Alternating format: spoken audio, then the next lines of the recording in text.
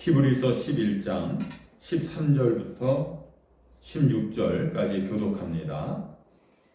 이 사람들은 다 믿음을 따라 죽었으므로 약속을 받지 못하였으되 그것들을 멀리서 보고 환영하며 또 땅에서는 외국인과 나그네임을 증언하였으니 그들이 이같이 말하는 것은 자기들이 본향 찾는 자임을 나타내니라. 그들이 나온 바 본향을 생각하였더라면 돌아갈 기회가 있었으려니와 그들이 이제는 더 나은 본향을 사모하니 곧 하늘에 있는 것이라. 이러므로 하나님이 그들의 하나님이라 일컬음 받으심을 부끄러워하지 아니하시고 그들을 위하여 한 성을 예비하셨느니라. 아멘. 오늘은 이제 설 명절이 이제 시작됐습니다. 그래서 최대 명절인 이 설 목전에 우리가 지금 이 자리에 모였습니다. 명절이 다가오면은요, 우리의 마음은 벌써 시골 고향인 사람들은 고향에 가 있습니다. 그래서 오늘 저는 여러분들과 함께 우리가 설 명절을 맞이하면서 이 고향이라고 하는 이 단어가 우리 영혼에게 던지는 이 묵직한 이 울림을 한번 생각해 보려고 합니다. 하나님께서는 창조하신 이 대자연의 섭리를 우리가 가만히 들여다보면은요, 참으로 놀랍습니다.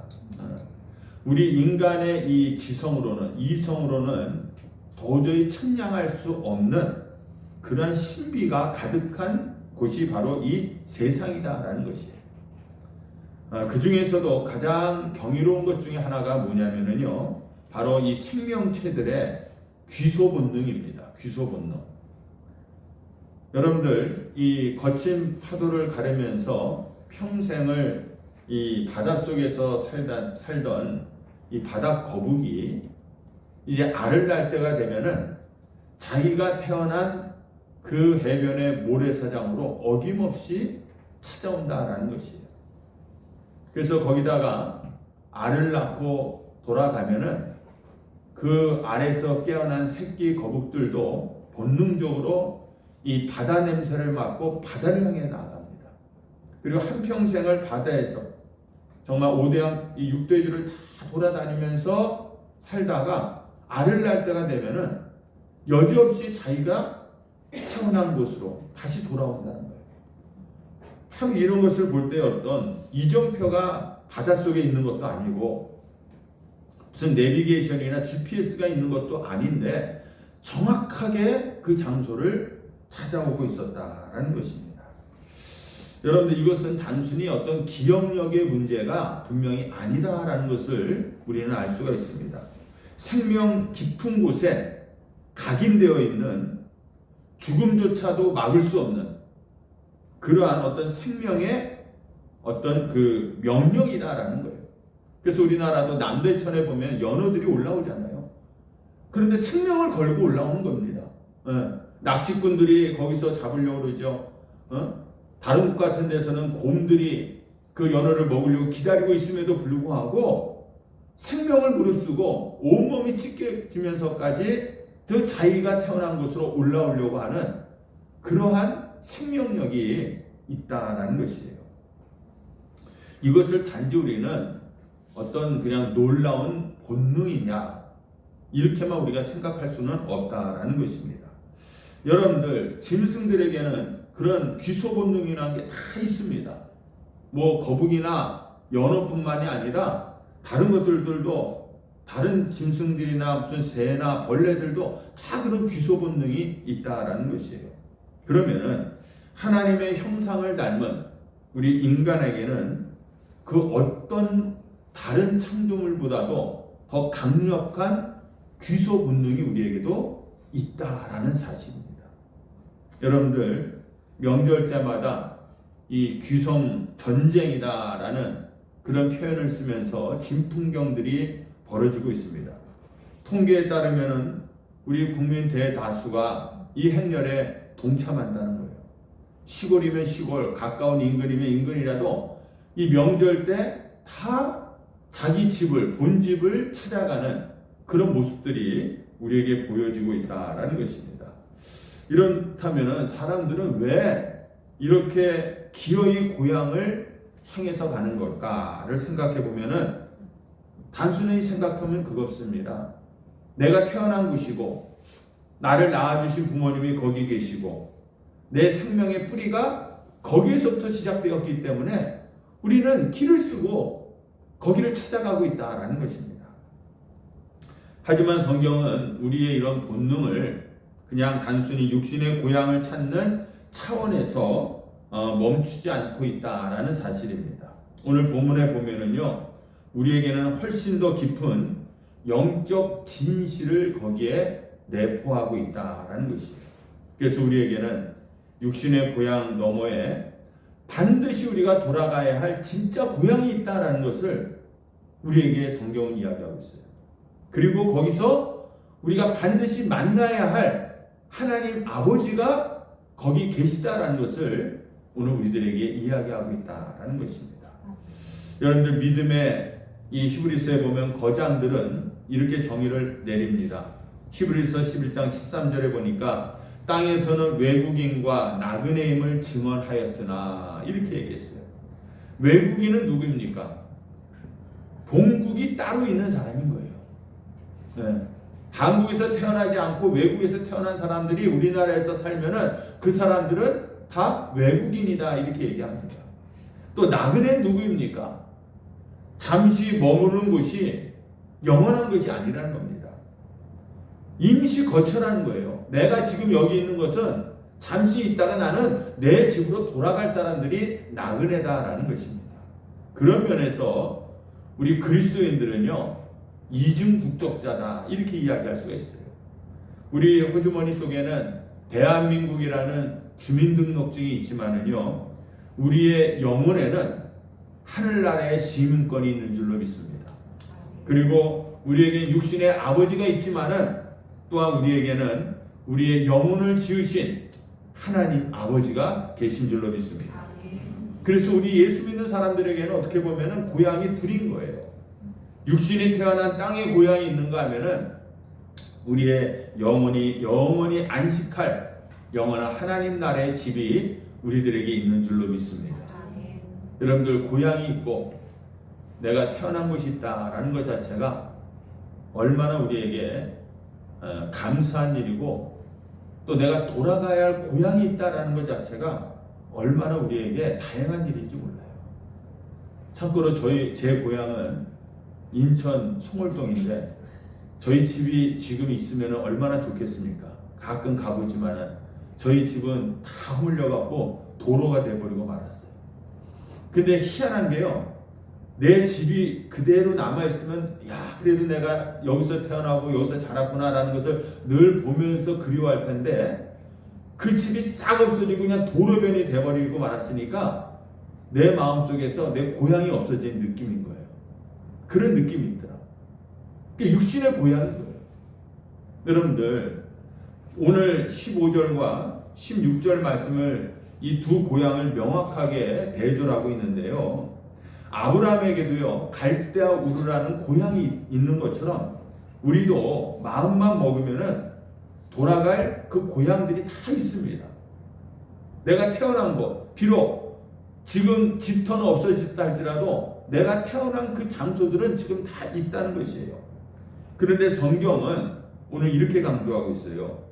그들이 이제는 더 나은 본향을 사모하니 곧 하늘에 있는 것이라. 더 나은 고향이 있다는 것이에요. 저는 그런 면에 있어서 다행인 거예요. 내 집은 다 없어졌지만은 더 나은 고향이 우리에게 있다, 나에게 있다라는 것이에요. 왜 하늘나라가 오늘 성경에서 더 나은 본향이다, 고향이다 이렇게 얘기하는 것까를 생각해 보면은요, 땅의 고향은요 아무리 좋아도 결국 거기에는 이별이 있습니다. 눈물이 있어요. 세월이 흐르면서 그 부모님들은 다 떠나가십니다. 그리고 정들었던 곳들이 다 변해버리고 맙니다. 그리고 어릴 적 뛰어놀던 그 골목길들이 다 사라져버리고 고향에 가면은 낯선 풍경이 더 많아지는 그런 이 세상이 돼버리고 말았다라는 것이에요. 그런데 여러분들 그 하늘의 본향은 다르다는 것입니다. 그것은 하나님께서 친히 설계하신 건축하신 성이 있다. 오늘 이렇게 이야기합니다. 요한계시록에 보면은 그 우리가 가야 할 하늘의 본향은 고통도 없고 눈물도 없고 아픔도 없고 정말 곡하는 것도 없고 사망도 없는 곳이다 라고 우리에게 그렇게 설명을 하고 있다는 것입니다. 여러분들, 이러한 완벽한, 우리가 가서 정말 편히 쉴 수 있는 우리의 완전한 하늘의 그 본향을 우리가 사모하면서 이 세상을 살아가는 성도들이 되시기를 주님의 이름으로 축원합니다. 고향이 아무리 좋다고 하지만은요, 그 고향도 하루 이틀 가 있으면 좋지만 그 이상 있으려면 벌써 싫어지는 거예요. 그러니까 주말하고 사람들이 고향에 내려가잖아요. 내려갔다가 며칠 있다 올라오니까 대부분 하루 아니면 이틀이라. 거기서 일주일 있으라 하면 벌써 그때부터 3일부터는 힘들어질 거란 말이에요. 그러나 하나님이 우리에게 예비하신 그 더 나은 본향 하늘나라는 우리가 영원히 거기서 안식하면서 기쁨으로 즐거움으로 살아갈 수 있는 그런 우리의 영원한 고향인 줄로 믿습니다. 재밌는 예화가 있어요. 유치원 다니는 어린아이가 목사님한테 심각한 표정으로, 목사님 정말 하늘나라가 있어요? 있지. 그럼 그 하늘나라는요 좋은 곳이에요, 나쁜 곳이에요가? 하늘나라는 너무너무 좋은 것이지. 그랬더니 그 유치원 어린아이가, 그럼 목사님 그렇게 좋은 곳이라고 하는데 목사님은 가보셨어요? 이렇게 물어봤어요. 그랬더니 목사님이 어떻게 재치 있게 대답했냐면, 나는 가보진 못했지만 좋은 곳인지를 내가 확실히 알 수 있는 게, 거기에 간 사람 중에서 못 살겠다고 다시 돌아온 사람이 한 사람도 없어요. 이렇게 얘기했다는 거예요. 여러분들, 우리가 웃자고 하는 이야기지만은 여기에는 뼈가 있는 그런 진리인 줄로 믿습니다. 만약에 우리가 천국을 맛보는 사람이라면요, 절대로 이 땅에 미련을 두지 않을 것이다 라는 거예요.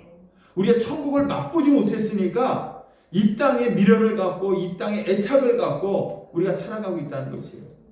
사도 바울이 빌립보서 1장 23절에 보니까 차라리 내가 이 세상을 떠나서 그리스도와 함께 있으면 훨씬 좋겠다, 이런 고백을 합니다. 왜 이런 고백을 하는지 아세요? 그가 하나님의 은혜 가운데서 삼층천 그 천국을 잠시 경험했거든요. 잠시 천국을 경험해 보고 나서, 야, 천국이 이런 곳이었구나. 그러니까 차라리 내가 이 세상에서 빨리 떠나서 하나님과 함께, 주님과 함께 천국에 있는 것이 훨씬 좋겠다, 이렇게 고백을 하고 있는 것이에요. 베드로도 보세요. 변화산에서 예수님이 변화되는 그 모습을 경험했잖아요. 얼마나 그 순간이 황홀했으면은 우리가 여기다가 움막을 치고 여기서 영원히 살고 싶습니다, 이렇게 고백을 하고 있지 않습니까? 여러분들, 그렇다면은 이 영광스러운 본향에 그렇게 사도 바울이, 베드로가 빨리 가고 싶어 했던, 영원히 거기 머무르고 싶어 했었던 그 본향은 어떻게 우리가 갈 수가 있느냐라는 것이에요. 땅의 고향은 뭐 승용차를 타든 비행기를 타든 그렇게 가지만은요, 하늘 고향 가는 방법은 다르다는 것입니다. 첫째가 뭐냐면 사모해야 된다는 거예요. 천국을 우리가 사모해야 된다. 오늘 16절 말씀해 보시면은 사모한다라는 말씀이 나옵니다. 사모한다. 나의 더 나은 본향을 사모하니. 이 사모한다의 뜻은 손을 뻗쳐 열렬히 갈망한다라는 것이에요. 손을 뻗으면서 열렬히 갈망한다. 이게 무슨 얘기입니까? 손끝에 닿을 듯이 간절하게 원해야 된다라는 것입니다. 천국을 간절히 원하는 자에게 주시지 원치도 않는 사람한테 주시겠느냐라는 것입니다. 주님께서는 회개하라, 천국이 가까웠다, 이렇게 말씀하고 있어요. 천국은요, 저 먼 안드로메다 같은 곳이 아니라요, 우리가 손을 뻗어서 갈망할 때 우리의 삶 속에 임하는 것이 바로 천국인 줄로 믿습니다. 네. 우리 예수 믿는 사람들에게 있어서 가장 갈망하고 소망해야 될 곳은 뭐냐? 천국 아닙니까? 결국 우리가 이 세상을 이렇게 힘들게 어렵게 살아가면서도 인내하면서 믿음을 지키는 이유가 뭡니까? 그 천국의 주님과 함께 영원히 살기 위해서 우리가 들어가는 거 아니에요? 내가 이 세상에서는 정말 잘 먹지도 못하고 많은 돈을 벌지도 못하고 고생스럽게 헐벗고 굶주리면서 살았다 할지라도 내가 이 세상에서 이 어려움을 겪으면서도 끝까지 믿음을 지켰던 이유는 뭐냐? 내가 영원한 하나님의 나라에 들어가기 위해서 우리가 이 어려움을 겪고 이 고생을 하면서 지금까지 신앙생활을 하는 거 아니냐라는 겁니다. 그 소망 없으면은 오늘 내가 여기 이 세상에서 수고하는 것이 무슨 의미가 있느냐라는 것입니다. 그러므로 여러분들 오늘도 우리가 위의 것을 오직 위의 것을 생각하시고 땅의 것을 생각하지 않기를 원합니다. 나는 하늘나라의 시민권을 가진 사람이다라는 것을 여러분들께서 믿으시고 그 하늘나라를 오늘도 소망하는 그런 성도들이 되시기를 주님의 이름으로 축원합니다. 네, 그것을 항상 우리가 마음속에서 갈망해야 된다는 것이에요. 그 두 번째로는요, 오늘 말씀해 보니까 13절에 이 사람들은 다 믿음을 따라 죽었다라는 겁니다. 우리가 오직 믿음으로만 가는 것이 하나님의 나라인 줄로 믿습니다. 그들은 믿음 안에서 살다가 믿음을 붙들고 임종을 했다라는 것이에요. 그들의 믿음이 변하지 않았다는 것입니다. 여러분들 주일학교 우리 찬양 불렀던 노래 중에서 돈으로도 못 가요, 뭐 힘으로도 못 가요, 우리가 지식으로도 못 가요, 오직 믿음으로만 가는 나라 하나님의 나라. 우리가 이런 노래를 부르지 않았습니까? 오직 예수 그리스도의 보혈을 의지하는 믿음을 가지시기 바랍니다. 여러분들 그 주님의 공로를 붙드는 그 믿음이 오직 천국 문을 여는 열쇠인 줄로 믿습니다. 여러분들 이 세상에서 힘들기 때문에 때로는 우리의 믿음이 흔들릴 수 있습니다. 그러나 우리 주님께서 우리를 붙들고 있는 이 손은 결코 흔들리지 않고 떨어지지 않을 줄로 믿습니다. 그 믿음을, 그 주님이 나를 붙들고 계심을 끝까지 믿고 마지막까지 여러분들이 나아갈 수 있기를 주님의 이름으로 축원합니다. 우리 오늘날 현대인들의 비극은 이 땅이 영원할 것처럼 착각을 하고 있다는 것이에요. 성경은 우리 인생을 장막이다 이렇게 표현합니다. 텐트예요. 장막은 여행 중에 잠시 이렇게 펼쳐놓고 내가 거주하고 있다가 어느 시간이 되면은 다 걷어버리는 그런 것이 장막입니다. 영원히 사는 것이 장막이 아닌 것이에요. 그런데 사람들은 착각을 하고 있다는 것이에요. 우리는 이 세상에 영원히 살 것처럼 얘기하고 있고 또 이 의학계나 이런 데서도 자꾸만 이런 얘기를 하는 거예요. 사람의 생명이 점점 늘어나면서 나중에는 우리가 죽지 않고도 살 수 있다 뭐 이런 얘기들을 하고 있으니까 이 세상에다가 자꾸만 애착을 갖고 집착을 하는 그런 모습들이 나타난다는 것입니다. 그런데 여러분들 이런 예화가 있습니다. 미국의 16대 대통령이 존 애덤스라고 하는 사람인데 그 사람이 은퇴하고 이제 나이가 들어서 지팡이를 짚고 공원을 산책하고 있었는데 그 친구가 지나가다가 이 대통령을 만난 거예요. 그래서 각하 안녕하시죠? 건강은 어떻습니까? 이렇게 물었더니 이 애덤스라고 하는 이 대통령이 뜻밖의 대답을 합니다. 아 친구요, 이 존 애덤스라고 하는 사람은 아주 잘 지내고 있네. 그런데 그가 살고 있는 집은 사정이 좀 다르네. 이제 곧 이사를 가야 할 것 같네. 이렇게 얘기했다는 거예요. 아니 무슨 말씀이십니까 각하? 지금 각하가 사는 집이 얼마나 크고 든든하고 얼마나 좋은 집인데 왜 그런 말씀을 하십니까? 이렇게 놀라서 물었더니 이렇게 얘기를 하더라는 거예요. 이 애덤스가 자기가 쓰고 있던 모자를 벗으면서 이제 듬성듬성한 이 머리를 보여주면서 이렇게 얘기했다는 겁니다. 이것 보게 이제 지붕이 다 낡아서 비가 새게 생겼네. 이렇게 얘기를 했다는 거예요. 그리고 또 자기의 이 떨리는 손으로 자신의 갈비뼈 부분을 이렇게 가리키면서 이 벽도 다 허물어져서 바람이 숭숭 들어온다네. 그리고 이제는 그 지팡이를 흔들어 보이면서 이제는 기둥이 흔들려서 이 지팡이 없으면 서 있기도 힘드네. 집이 다 무너져 가니 이제 집주인인 나는 이사 갈 준비를 해야 하겠네. 이렇게 얘기했다는 거예요. 얼마나 여러분들 지혜로운 고백입니까? 우리의 몸은 낡아져요. 장막인 것입니다. 언젠가는 이 장막을 다 걷어내야 한다는 것입니다. 그런데도 사람들은 이 낡은 우리 이 장막에다가 황금 못을 박고 콘크리트를 치고 내가 영원히 살 것처럼 발버둥을 치고 있다는 것입니다. 지혜로운 사람은요, 이웃집에서 불이 났을 때 불구경만 하는 것이 아니라 내 집에 불단속을 하는 사람이 지혜로운 사람인 것이에요.